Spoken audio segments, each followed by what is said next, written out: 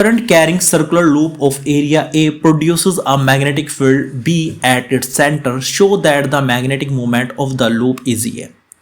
तो क्वेश्चन आपके सामने, आपको ये प्रूव करना है, ये अपने आप आ जाएगा, थोड़ा सा दिमाग लड़ाना है। देखो जब भी पेपर में ऐसा नया क्वेश्चन आते हैं बच्चे सोचते हैं पता नहीं यार क्या हवा आ गया। देखो एक जो चीज आपको पता है बस वो आप इसमें अप्लाई कर दो। A current carrying loop of area, एक लूप है जी, ठीक है जी, इसका एरिया कितना है जी, इसका एरिया है जी ए, ठीक है।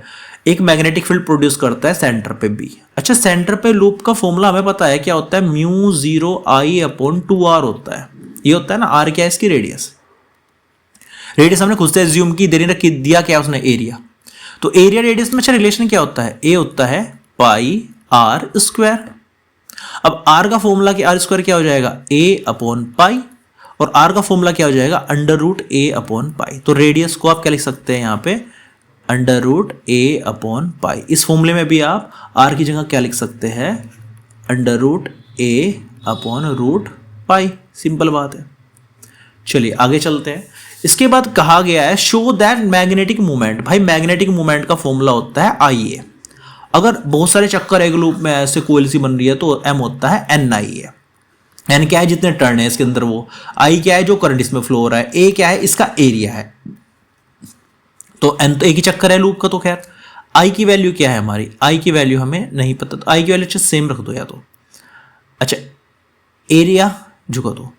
अब आई कहां से निकाल लोगे भाई साहब, आई यहां से निकाल लो, इस फॉर्मूले से आई निकाल लो, सीधी बात है। तो यहां पे हो जाएगा बी की वैल्यू क्या है, mu 0 I root pi upon a into 2, ये है ना। तो यहां से आई आ जाएगा 2b रूट ए अपॉन पाई अपॉन म्यू 0। बस ये वैल्यू यहाँ पे पुट करो।